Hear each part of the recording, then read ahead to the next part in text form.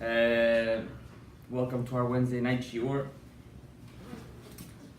Our shiur, B'ezrat Hashem, is להצלחת לרפואת שלמה דניאל ben Eliyahu. Rosh Hashanah, שהשם ייתן לו רפואת שלמה, may he always walk on his 2 feet. להצלחת גבריאל חי ben לאה and כל הרווקים. May they find their soulmate this year, living by Na'am Israel.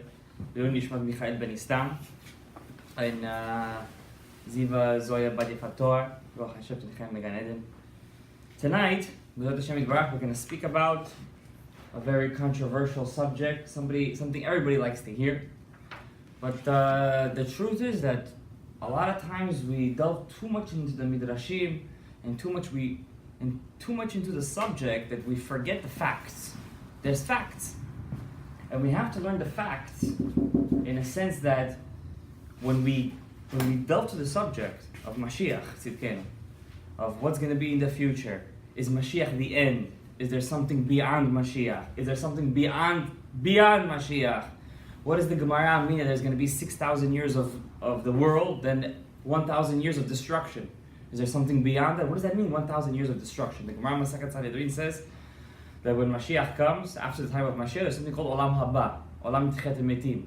The Ramban calls it Olam HaGmul, the world in which we get our reward. After that, what's going to happen? In this world, there's going to be total destruction. And Hashem is going to make wings for tzaddikim. This is the words of the Gemara. Hashem is going to make wings for tzaddikim, and they're going to fly. Fly on top of what? Why do they have to fly? Will there be no land? What does that mean? Are they going to fly for 1,000 years? How does a person fly for 1,000 years? Are they just nishamot? Is it a spiritual destruction? Is there an actual destruction? What does it mean they're going to fly? And then the Gemara says, how could a person fly for so long? Could you fly for 1,000 years? Even a bird. When Noach sent the raven out, when he sent the Yonah out, the dove, he came back to the ark. Why? He didn't find a place to rest. Even a bird. How could a tzaddik fly? You could imagine a person is not used to flying and suddenly he's going to fly. After half an hour he's going to get tired. So the Gemara says Hashem is going to give them so much power. They're going to be able to fly for 1,000 years. Yarutzu v'lo yigav. They're going to have no... They will have no sense of being tired. Why is Hashem going to destroy the world? What's going to happen after that? The Gemara says that in the Nevi'im, all the prophecies of the Nevi'im, especially Prophet Isaiah, Yeshaya, all the prophecies of Yeshaya only deals with Yemot HaMashiach. V'gar namer im ha'ez v'ze'ev im gdi yirbatz, all those prophecies that you're going to see a tiger with a lamb and a gdi, a goat with a wolf, they're going to live together, they're going to have certain kind of harmony. That's only Yemot HaMashiach. After Yemot HaMashiach, we don't know what's going to happen. How do we get to Yemot HaMashiach? Do we really want Yemot HaMashiach? We always say every single day, 3 times in Shemona Esrei, HaMachazir Shechinto L'Tzion, Matzmiach Kerem Yeshua, Tishkom B'toch Yerushalayim Yirach. We want Yerushalayim, we want Mashiach, we want... First of all, what does the word Mashiach even mean?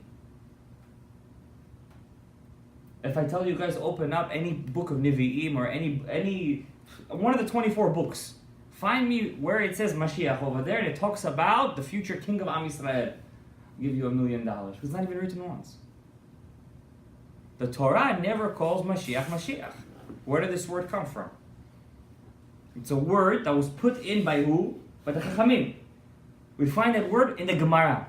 They call him the son of King David, who's going to be King David himself. According to one pshat in the Gemara, according to another pshat in the Gemara, it's going to be King David and his future grandson. There's going to be 2 of them. And according to another pshat in the Gemara, there's going to be 3 of them. There's going to be the Mashiach, there's going to be King David, there's going to be Mashiach ben Yosef. And according to the Zohar, it's going to be Moshe.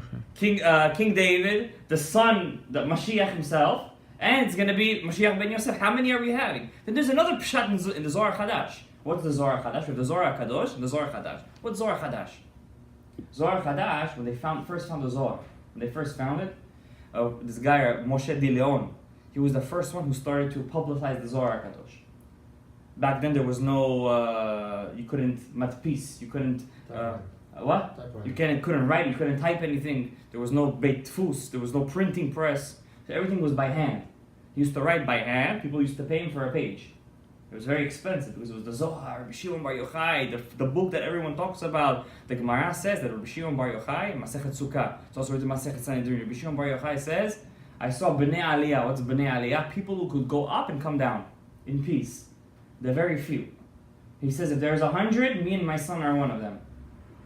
If there's 10, me and my son are one of them. If there's 2, it's only me and my son. Whose generation is he talking about? Rabbi Akiva, Rabbi Eliezer, Rabbi Meir Balanez. It's me and my son. He said, if it's 1, then it's me. How could he say that about himself? Then the Gemara says over there that there's 18, every generation has at least 18,000 tzaddikim. 18,000 tzaddikim.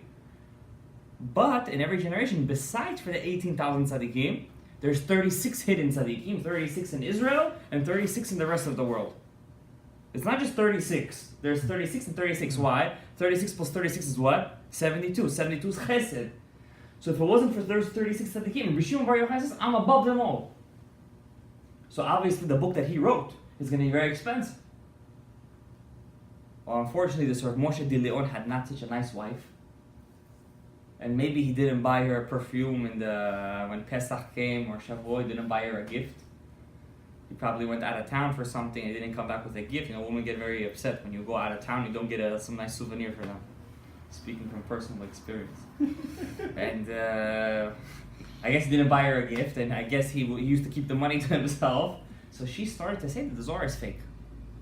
He wrote it himself. And he's making money off people. Now what happened? One rabbi in that time who was buying the Zohar, he said, I want to see if this is true or not. So he bought a page off. And then he went back to him, and I lost it. Could you rewrite it for me? So he said, if it's going to be changes in it, it means he's writing it from his own mind. But if it's going to be word by word, letter by letter, period by period, comma by comma, the same thing, it's obviously he has a text at home. And that text is what? The famous Zohar Kadosh. And that's what happened. Word by word, letter by letter was the same thing. The same Zohar. And obviously when the Ariya Kadosh came along, the Ariya Kadosh, and he, before he passed away, he went to Rav Chaim Vital, and he told him there are certain rabbis that are only written in the Zohar, for example. There's a Rabbi Abba, Rabbi Yitzchak, Rav Hamnuna. These certain names of rabbis, they're only found in the Zohar. They were Mekubalim, they're not in the Gemara. And he pointed out where in Tzfat they're buried. What's interesting, if you open up the Shara Gilgulim Hakdama Lamed Zayin, chapter 37, he even points out over there where Yoshka is buried. It's interesting because the whole world thinks he's buried in Jerusalem. Open up a Shara Gilgulim, chapter, he's buried in Tzfat. In chapter 37, Hakdama Lamed Zayin, over there towards the end, he writes over here, for example, he says, Shmuel HaNavi is buried over here. This is the real grave of Shmuel, because many people used to think this is, for example, the grave of the prophet Hosea. Ari used to see the actual souls on the graves. So he used to say, this is not Hosea HaNavi, it's Rabbi Yehoshua. People made a mistake. Till today, if you go to Tzfat, the big cemetery in Tzfat, you're going to see a big grave on the bottom next to Hannah and her 7 sons. A big tziyun with a big blue dome. And this is the prophet Hosea. And underneath, you're going to see that the Ari said it's not really Hosea, it's Rabbi Yehoshua. The Ari goes, well, how did he know? Because he saw the actual souls. So the Ari says that inside, Tzfat, towards the back, there is a garbage dump over there. A garbage dump. Under that garbage dump, over there, close by, there is an olive tree. Under the olive tree is where they buried Yoshka. Hanotzri. And all the Kritmachs think where he's buried? In Jerusalem. If you see it one time, out of curiosity, I wanted to see where is he buried. I like this history stuff. So where is he buried? So I put it on over there. You know, in Jerusalem, you have the Armenian quarter, you have the old Kritmach quarter, you have all these kind of quarters. You should see how they fight who's going to go in first inside the grave of their God. They have to think, they say he's buried over there. They're fighting priest with priest, fighting, beating each other out. I said, the Jews should learn from this. Imagine if we would all run to shul like this. The Shulchan Aruch says when we go to shul, we have to run, no? And when you leave shul, you have to walk slow. What do? Just the opposite. We go to shul slowly, and we leave shul like we're on a rocket. But who's going to leave shul first? One time we finished shul over here at 10:30, I remember. I think people went home to the Chagigah.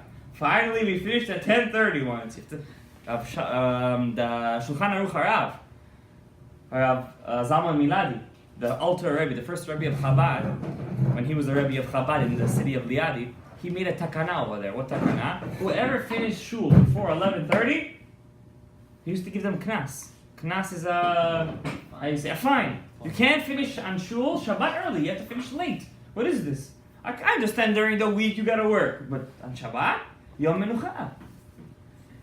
The Shabbat was so sacred that you're not allowed to even do Ovadin Dechol on Shabbat. It's a lot. I'm allowed to do this. There's no melacha, but it looks like I'm doing something during the week. If you guys remember, like 2-3 years ago, they came out with something called the kosher switch. You guys remember that? The kosher switch? With all this, with so much controversy about kosher switch. And many rabbis actually said that there's no actual malacha in it, but why is it asur? It's obadin dechol. What's obadin dechol? It looks like you're turning on and closing the light. That's asur b'Shabbat. How come you can't take cooked food, cooked soup? The soup is cooked. It's cooked. I'm just putting it back on the fire.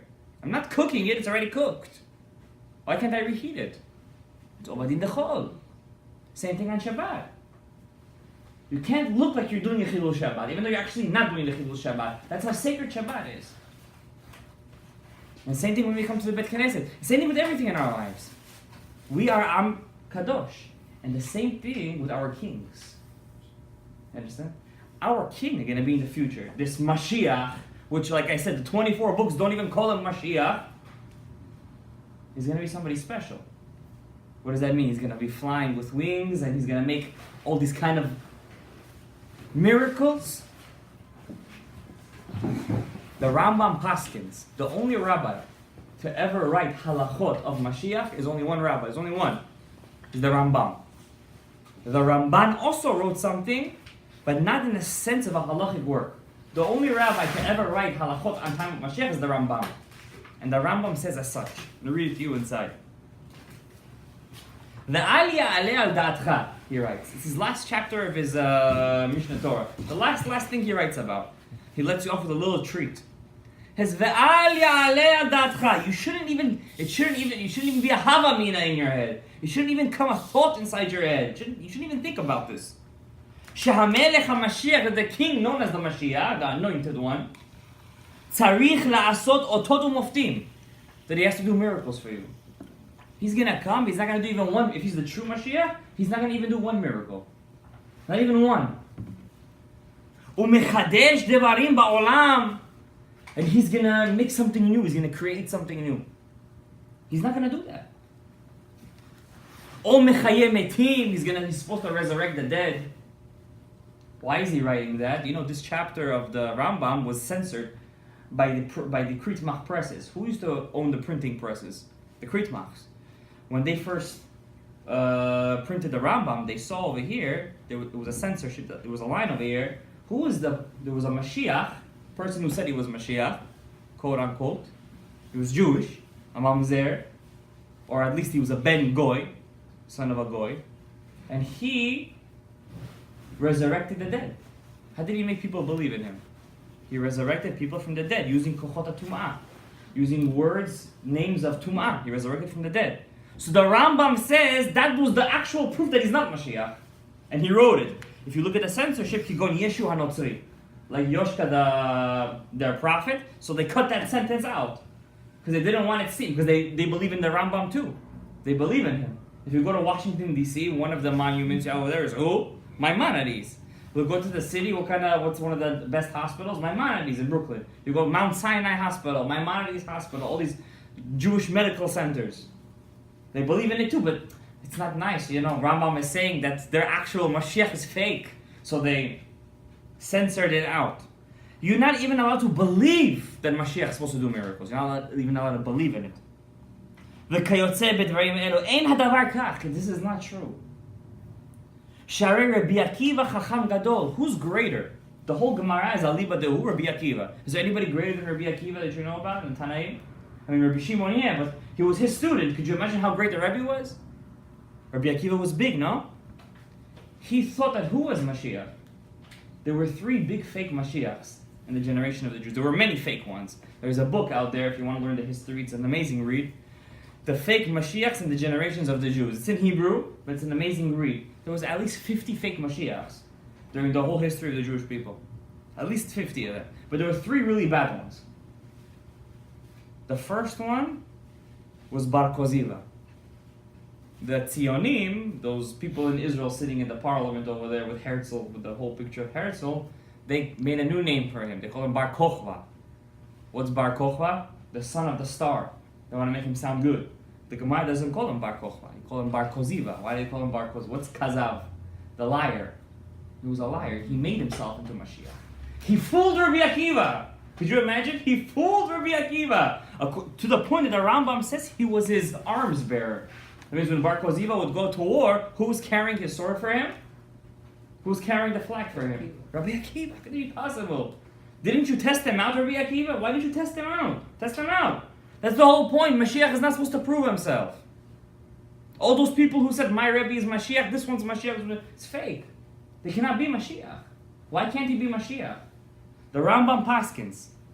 Mashiach is supposed to do three things. That's it. Once he fulfills these three things, he's Mashiach.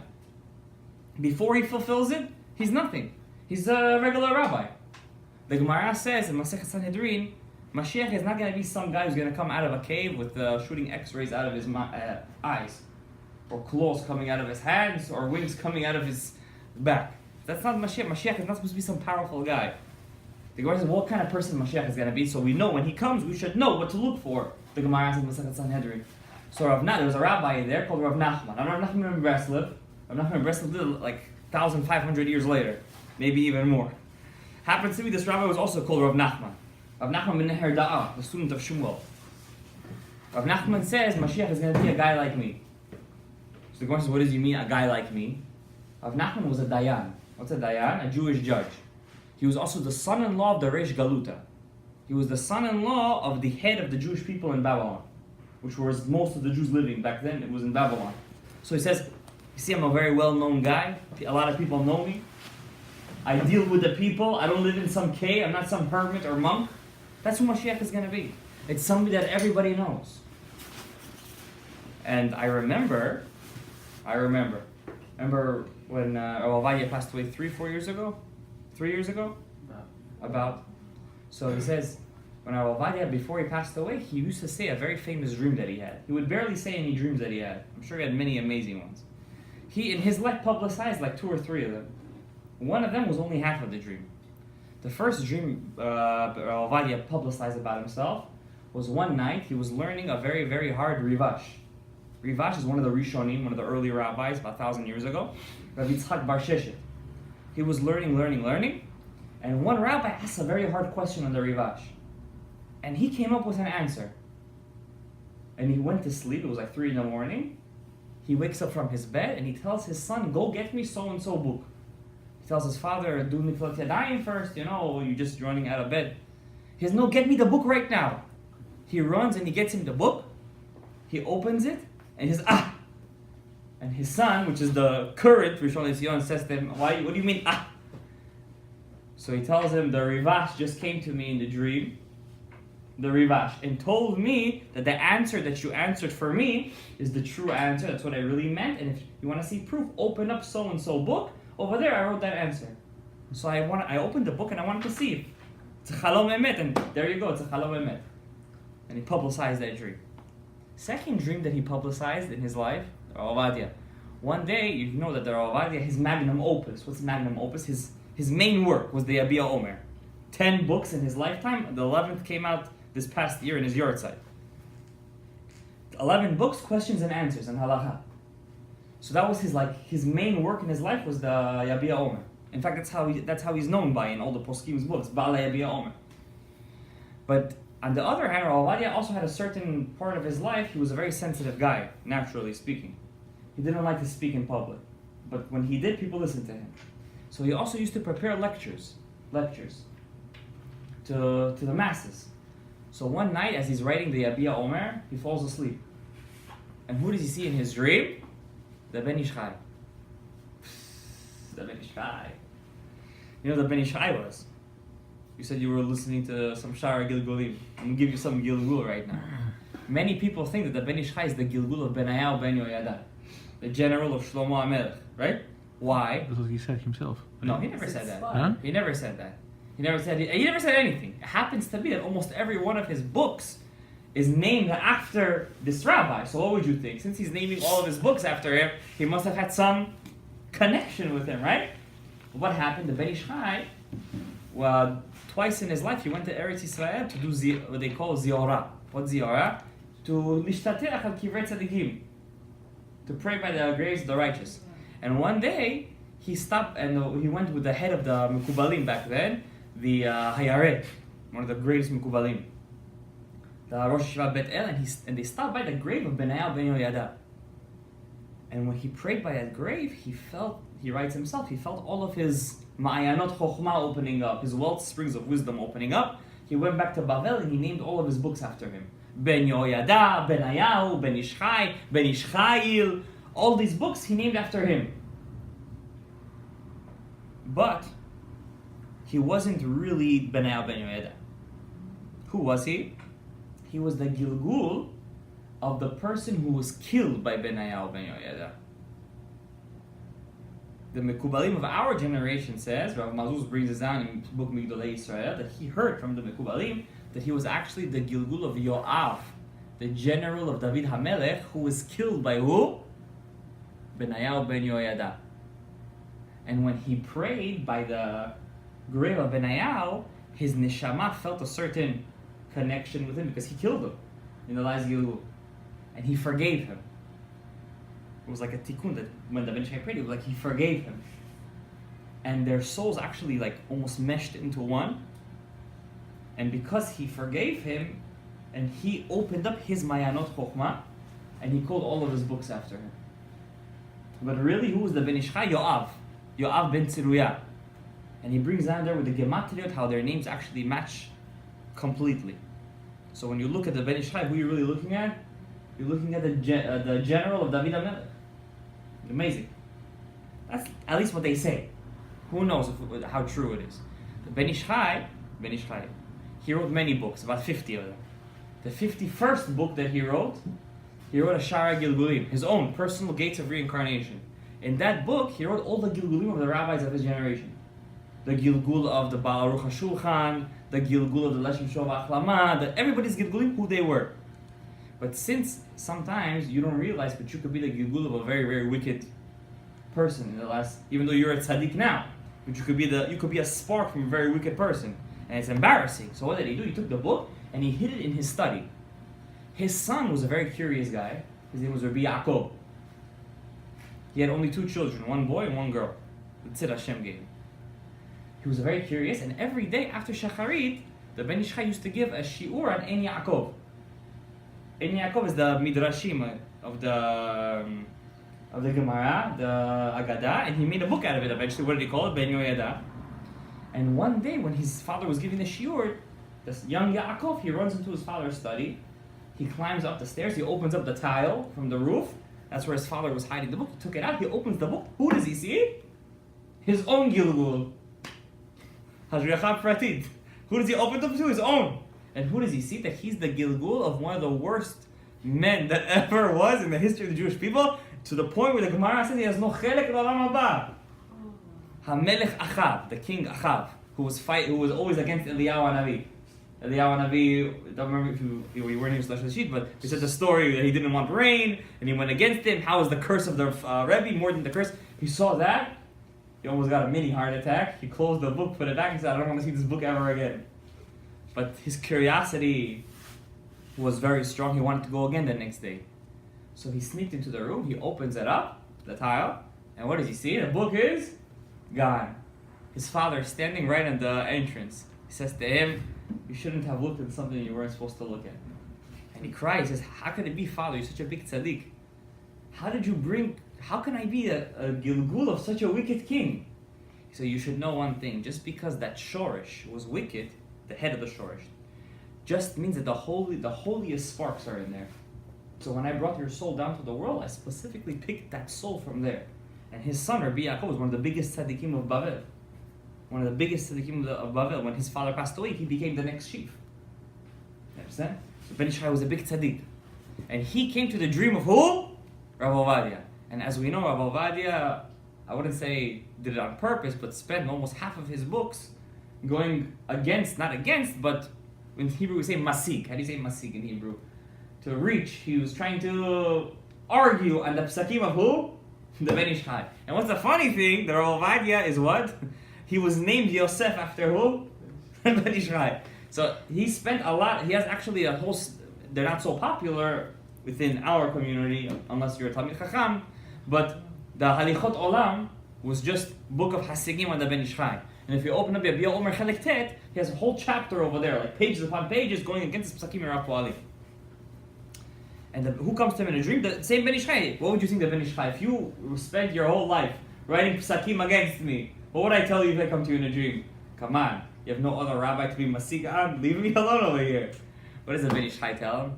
He looks at his book, Yabia Omer, says him, Chazak u'Baruch. He says, you did a good job.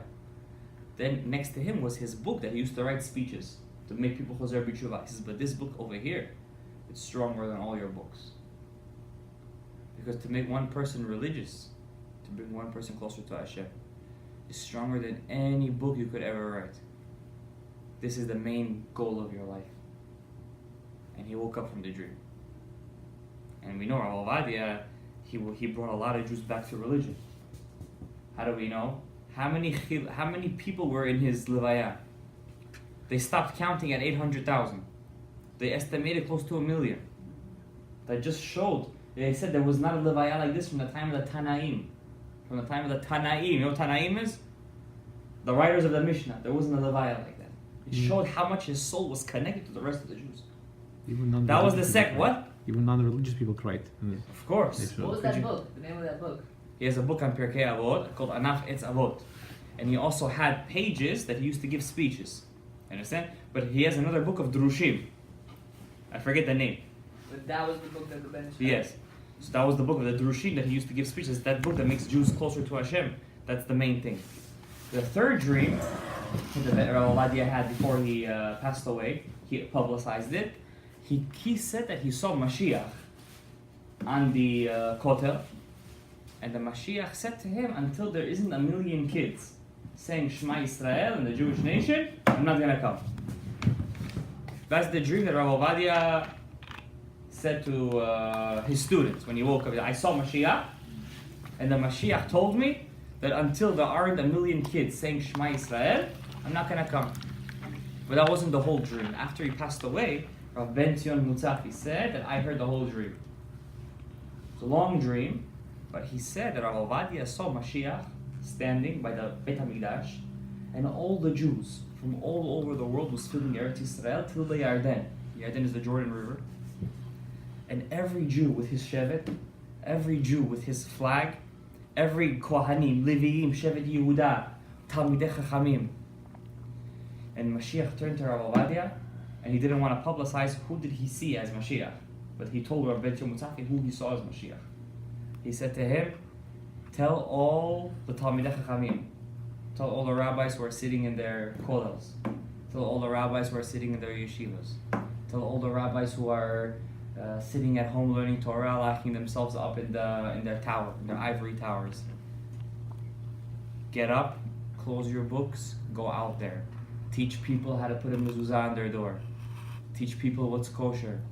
Teach people what's a brit milah. Do you know how many Jews, Russian Jews, don't have Brit Milahs? We think that the only mitzvah that Jews keep is Brit Milah. I meet every week in Rico Park Jews without Brit Milahs. The rabbi of the yeshiva that I work in, Rabbi Klein, he was zochet to give people Brit Milahs at the age of 13, 15, 16, 24-year-old. Rabbi Yitzhak Zilber, the great tzaddik. He used to give Russian Jews Brit Milahs at the age of 50. At the age of 50. How many Jews don't have Brit Milahs? My father, when he used to work as back in the city, he used to work with a guy 30 years. He worked with a Russian Jew. He gave his son a Brit Milah, but he himself never had a Brit Milah. He died like that without a Brit Milah. His name was Leoni. I still remember his name. He always used to come to the work with black tapchi. He died without a Brit Milah. How could you say this guy is Chalev Ha'Mabah? He doesn't have the mark of a Jew. He has no ot. How is Avraham Avinu going to take him out of Gehenna? He could be Mekayim his Brit. He could be Shomer his Brit. He can never be with a Goya, but he has no Brit. many Jews don't have bread? Rabbi Mashiach told Rabbi Ovadia, tell the Jewish people, the rabbis specifically, go out there, go to yeshivas, go to public schools. Go to public schools. Take the kids out of public schools. Take them to yeshiva. Teach them what's tzitzit. One time, Mashiach told Rabbi Ovadia, you tell a Jew, you convince a Jew just one time to put on tzitzit, one time to put on tefillin. It's like we just learned the whole Masechet of Gemara. You could do a siyum Masechet. If you convince a Jew not to be with a non-Jewish woman, if you convince him not to be with a non-Jewish woman, it's like you finished the whole Shas. 8 years. 7. 7. Some people do it the whole life. Could you imagine that? In one time you convince a Jew not to be with a non-Jewish woman, it's like you finish the whole Shas. I know a guy comes to shul shacharit, mitcha aravit, and a couple of people like this. He's already, 60 years old. Nice Russian guy, good-looking guy. He plays in an orchestra. He says, I'll do all the mitzvot, but I can't get rid of my wife. I already lived with her so many years. Who am I going to live with? Who am I going to go to? The feeling of loneliness, it's overpowering. With Hashem, you're doing mitzvah. You know what kind of aliyat man you're going to do by throwing out the goya? Do you know what kind of mitzvah that is? Mashiach told Rav Ovadia, tell those boys, those Talmidei Chachamim inside their yeshivas and call them, go out there, give shiurim. One person listens to you, 2 people listen to you, teach them what's brachot. Rabotai, halachot brachot. People don't know what's mizonot. People don't know what bracha to say on a cashew, for the love of God. Not once, not twice, not three. Everybody shakol niyavi dvaran borei nefashot. That's brachot. People don't know what's yotzei laderech. People don't know what's hamotzi, halachot netilat yadayim. The Gemara says, somebed who's not makpid on netilat yadayim ne'ekar min ha'olam. You know what ne'ekar min ha'olam is? They uproot him in this world. I'll give you another gilgul. You ask for gilgul. The Ari HaKadosh says, whoever is not baki in netilat yadayim, whoever is not makpid in netilat yadayim, you know where he goes to gilgul? In water. Water, it's very hard to come out of. Why? Imagine you're in the middle of the Atlantic Ocean. You're a gilgul inside water. Who's going to come? Who's going to drink you? You have to wait for a Jew to pass over you on a boat and do a mitzvah, and maybe your neshama is going to come out of there. Whoever feeds Jews neverot u'trefot, where does he come? Gilgul, says the Ari? In a leaf of a tree. And every day the air comes, hits him back and forth. You know what kind of tza'ar that is? Person who talks in shul and says lashon hara, where does he come back in that gilgul? Inside the bricks of the shuls. He cannot speak anymore. Bil'am harasha, you know where he came back in a gilgul? In a rock. Why? All of his life, what was he doing? Cursing people. Whoever curses a lot, says the Hari, where does he come back in the gilgul? Inside the bricks, inside people's houses. The Ben Ish Chai, one time he was in the jail. And when he was in the jail, you know how long he was in jail for? Not like in America, you're there for one night and they take you out on bail. You could kill somebody. Kill! This is Mamash Dom HaMorad. Kill somebody. 1st degree murder. You're in jail one night, out on bail. 3 years later, they'll give you a trial. Happened a week ago. After 3 years, the guy killed the Bukharian from our community. After 3 years, they gave him a trial. All this time, he was free. This is Dom HaMorad. Adama Utsuim, all the 5 kingdoms. Rabotai. And Rav Ovadia, Mashiach told Rav Ovadia, all of those punishments that are happening to people is only because of one thing. Because the Talmidei Chachamim don't want to get up from their seats and teach people Torah. They don't want to make people chozer b'tshuva. That's the main thing. Why was Moshe Rabbeinu? Do you know why Hashem picked him? Yeah, we know the story. Moshe is Mashiach, we said from the Zohar. Right? Yeah, he went, he saw the baby sheep. He took the sheep on his shoulder and he gave him a nice piggyback ride. You think Hashem is only going to pick Moshe because of that? You think so? Serious? That's why Moshe became Moshe? Because he gave a sheep a piggyback ride? It's a nice midrash. It will make a nice speech. But obviously there's something deeper. The Torah says, when Moshe grew up, Vayered el Echav, he went down to his brothers. Do you know the Jews kept Shabbat in Egypt? Did you know that? Moshe went to Paro and he said, you have workers.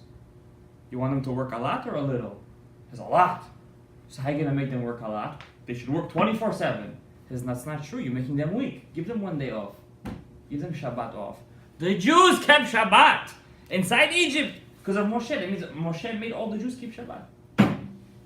That's what it means. Vayar b'siv lotam. What is vayar b'siv lotam? And he saw their suffering. He helped them. He tried to ease their pain. He made them keep Shabbat. And what do we do today? We don't keep Shabbat. Opposite of keeping Shabbat. And there's so many halachot Shabbat. A person wet his pants and he poured water and he washed it off. It's malechet libun. Did you know that's a doraita? You can't pour water over your clothes and take off the dirt on Shabbat. It's malechet libun. It's a doraita. It's sad that we don't know this. It's one of the 30 chabura. You gave a smack to your friend on your back on Shabbat. You want to give him a massage. No, he's my friend. It says you're allowed to give him a massage on Shabbat. You give him a massage. Some people, they give him a massage. It's like he's cracking your back for the love of God. And he gives such a massage, and suddenly they have and your black and blue marks. Every black and blue mark is a Yisur Deoraita. How do we learn it? From this week's parasha. Orot Elim Odamim. One of the things in the Mishkan was what? Rams. One of the hides they used was red hide rams. How would they hide? According to one pshat in the Gemara, they used to take the ram itself and they used to beat it until the veins would pop and it would color the blood of the ram itself would color the hide. Understand? And what do we learn Shabbat from the Mishkan? So that means when you make somebody hurt on Shabbat, you made him bleed. What do? You're chayav skila. You're chayav skila. Orot Elim Odamim. And what do? We could hit somebody on Shabbat, playfully, scratch them, did a chabura. Of course, it's not b'mezid, it's b'shogeg. It's Yisur Deoraita. Do we know it? Do we know Halachot Shabbat? Halachot Bishul. If somebody by mistake cooked on Shabbat, we have to go and teach people this. To make a person religious doesn't just mean to take a person from 0 and put him to level 100. Yes, that's great. To make a person not religious to religious. But to make a person religious, that means I go to a person, he doesn't know how to put on tefillin. I teach him how to put tefillin. I just made him religious. I just made him close to... That's what the Mashiach. You want to know about Mashiach? These are the facts about Mashiach. Not the guy Ze'ev in Gedi. That a wolf will live with a goat. That's not Mashiach. That will happen, that harmony will... And according to the Rambam, I'm going to read it to you inside. That's just a mashal. All that thing that the Prophet said is just a parable. There will be harmony in the world. I'll read you what the Rambam says, guys. Don't be so excited. Al ya'aleh alev al alev. You shouldn't think in your heart. Shebiyemot HaMashiach yevatel davar min hagosh shel olam. Don't think the world is going to stop working the way it works right now. Everything stays the same. Machloken in the Gemara, Mahogad Rav and Shmuel. The Ariya Kadosh paskins like Shmuel too. And Shar Miyut HaYareach. The Beit Lechem Yehuda, V'daftaya paskins like Shmuel. What does Shmuel say? There's no difference between our life right now and the life of Mashiach. There's only one difference, he says. That the people of the world will not hate the Jews anymore. We'll have our Beit HaMikdash, we'll keep the whole Torah, all the dinim of the Torah will be, all the Goyim will keep. Of course, there'll be a big difference. Imagine Goyim out there, instead of imagine you go to Israel right now. You can't go on ways. Why can't you go on ways? It's going to take you through Ramallah over there. You go through Ramallah. I once went to East Jerusalem by mistake. On ways? On the ways. We went to Har HaZeitim to the Kever of Yud Abtai. We went through East Jerusalem. That's where all the Arabs are. I said Shema Yisrael while I was in the car. Oh, you see the kids jumping on the car, throwing stuff at the car. I'm not scared. Imagine you could walk freely wherever you want in the world as a Jew. With your tefillin on and your tzitzit showing and long pelt, looking like a breastplate. Isn't that already a big chidush? It's an amazing chidush, and the goy is going to come to you and tell me, how do I keep the Sheva Mitzvot? Won't that be a big chidush? You're going to want to go to a job. The goy is going to be like, you're a Jewish, come on, you get the first choice. That's not going to be a chidush, it's going to be a chidush, it's enough, no? Or do you want people are going to grow wings and suddenly stuff are going to... There's not going to be gold coming out of the sea and people doing miracles. Everything's the same. But the Jewish people are going to be known as the sons of Hashem, the true sons of Hashem. In fact, the Rambam says Hashem did it on purpose that all these fake Mashiachs should come out. Could you imagine if it was... I don't know if I should do this, but that's what the Rambam says. Rambam gives the kind of kav zechut to Yoshka.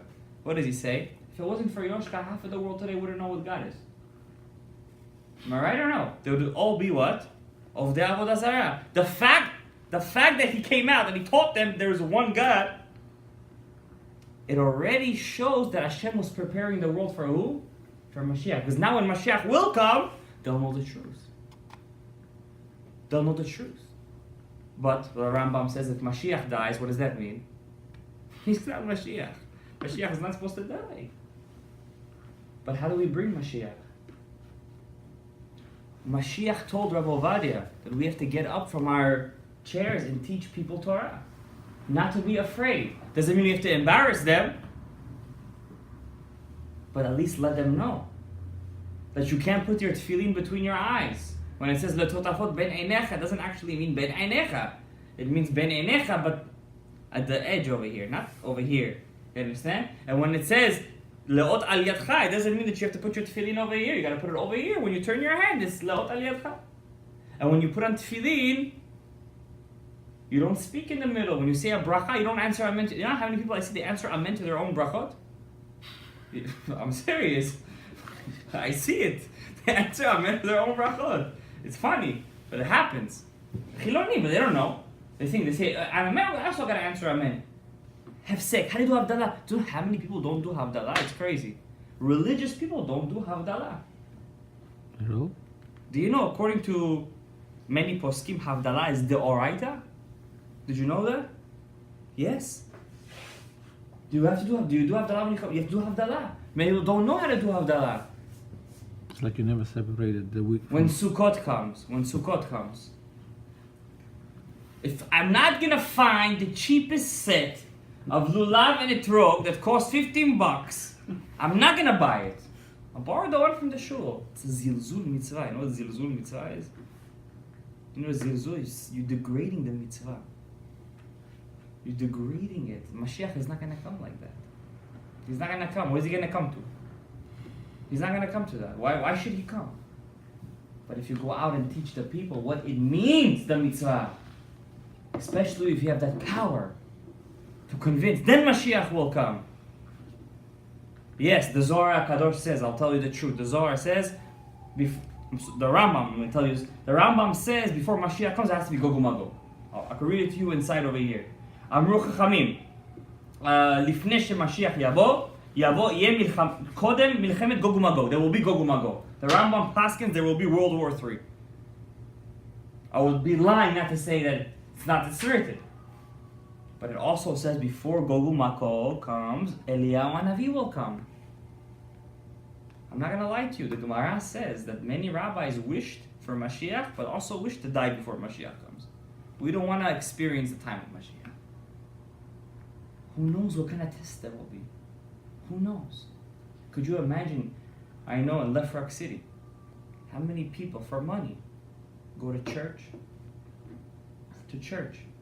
For money, they become missionaries. For money, they will cut. How many, I saw this crazy thing. It's really sad, we have to pray for this.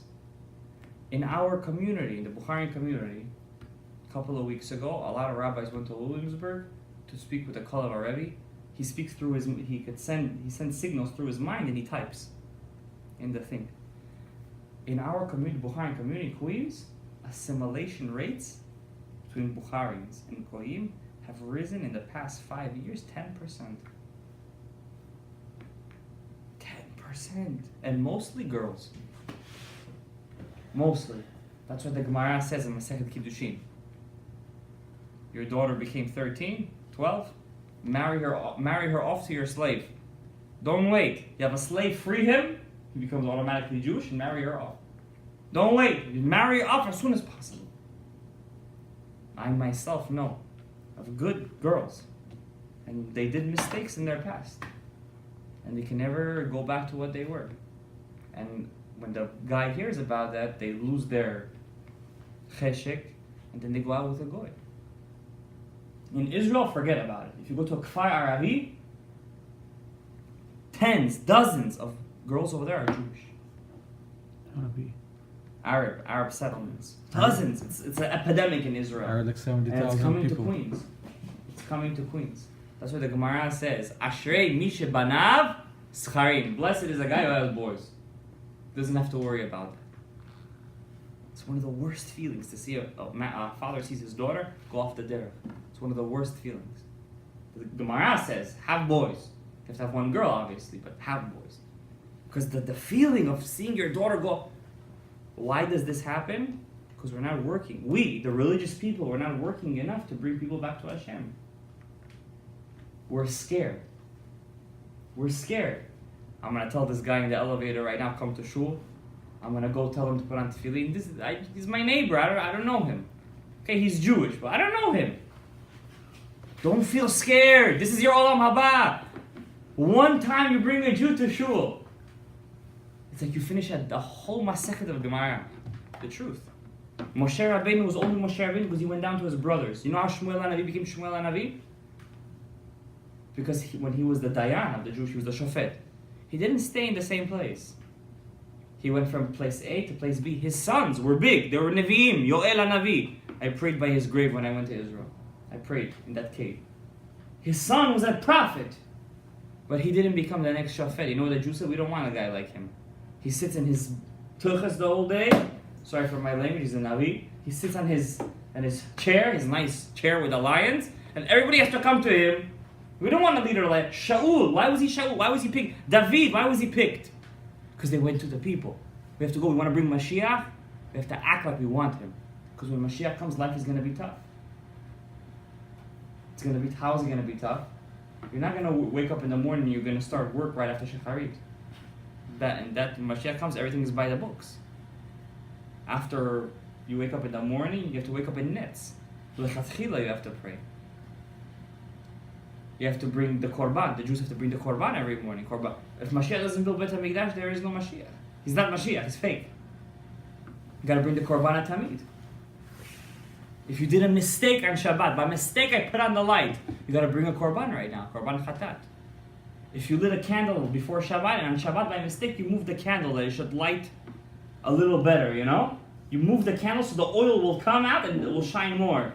You gotta bring a korban by mistake, korban chatat. A person who was with his wife while she was in Nida, he has to bring a korban chatat.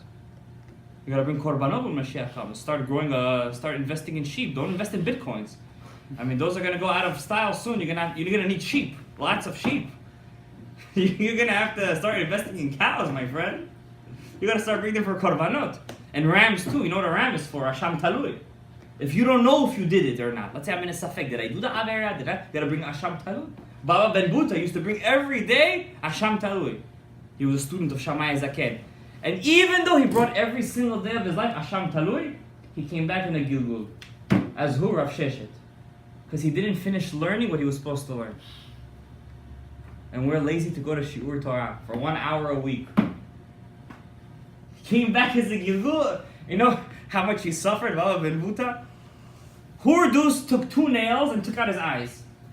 Why? Because you're a rabbi. And he came back as a gilgul, as Rav Sheshet, and he was born what? Blind. Because how you die, that's how you come back. Could you imagine? It wasn't enough. You have a mission in this life. If you're hearing this, that means you have a mission. Could you imagine you learn so much Torah, you finish all this library, you're going to go up to Shamayim, they're going to be like, yeah, you have a nice olam haba. But you want to see what's your real olam haba? One time you stopped your friend to go to a club with a goya. They're going to show your olam haba. I'm like, oh my God, if I knew this was olam haba, I would be running after people like this. I would be running after them to stop them from. I would stand in the club doors. In the doors. I would be the bouncer, but I would really bounce them out of here. You know what I'm saying? I'll be the real bouncer. And today, I teach in the yeshiva for Kiru. They have clubs for, it's called under 21 or under 18. I forget the name. Under 20. Teen night. I don't know. They make a club just for teenagers. And who do they bring? The biggest goal nefeshes. The biggest. And all the znut and arayot is inside over there. And the public schools, the Jews. In Forest Hills High School, you have close to 1,000 Bukharians. 1,000! 2 weeks ago, there was a big fight between the Spanish and the Bukharians. In the streets, like animals. Forest Hills. I'll show you videos. You guys saw some of the clips. That's nothing, by the way. Coming out with rubber snakes. Whipping people bleeding on the floor, broken cops coming. When a chilul Hashem that is. But when they go up to Shana 120 years, they're not going to blame them. Why the Tinok Chinishba? Who are they going to blame? Mashiach told Ovadia, tell the Talmidei Chachayim to get up, teach them Shema Yisrael. Until 1 million kids don't say Shema, I'm not coming. There's a lot to say about this. about Mashiach. It's not a one-time shiur. There's a lot of points. We didn't even touch the tip of the iceberg. But I'm just going to end with one small chidush that I had while I was preparing this shiur. One small chidush. Kabbalistically speaking, according to Torah Hasod, Mashiach comes from the sphira called Malchut, the 10th sphere, the 10th vessel that Hashem reveals Himself through. It's called kingdom. It's how Hashem. It's the Shekhinah. It's how Hashem reveals Himself through that vessel called Malchut. This is the vessel, the Shekhinah, that goes down every midnight into the Klippah, and we cry for that. It's called Tikkun Chatzot. Mashiach comes from there. That vessel was built from a certain place that Hashem created called Arich. Arich. Hashem's midah that's always merciful, it's called Arich. Arich means long, to mean very merciful. This Arich, this midah of Hashem, also has 10 sfirot. The eighth sphira is called Hod. Hod. Splendor. From the Hod of Arich, the Malchut is built, and the spirit of Mashiach is born, says the Ari.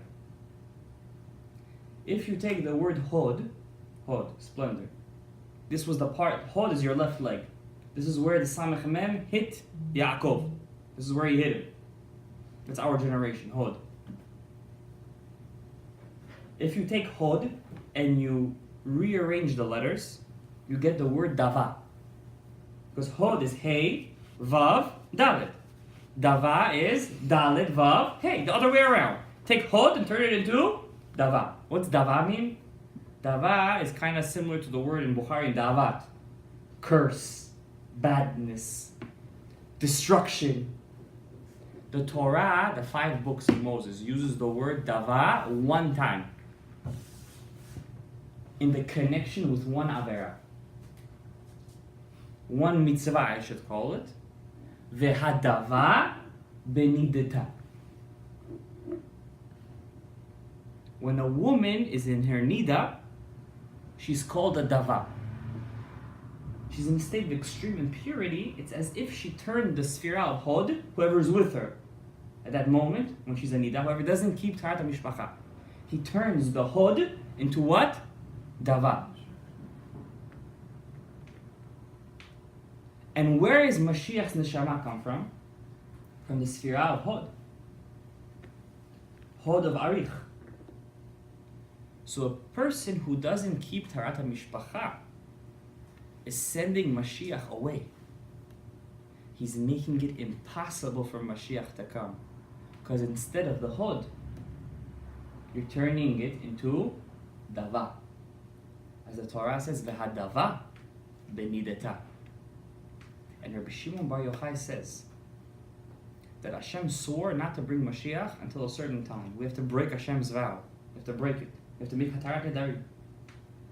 And Rabbi Shimon explains Hashem in the Galut as a woman in Nida. That's how he explains Hashem. Hashem stayed away from us in this, like a woman stays away from her husband during Nida. If you want to bring Mashiach, the first step in Shalom Bayit, in Torah and having good kids is Taharat HaMishpacha. That has to be our main focus, to teach as many people Taharat HaMishpacha. And may Hashem bless all of us with Tahara, Tusha, Bracha, Refuah Shlema, Zivugim Hagunim, Baruch Adonai Le'olam, Amen v'Amen, Rosh Chodesh Tov.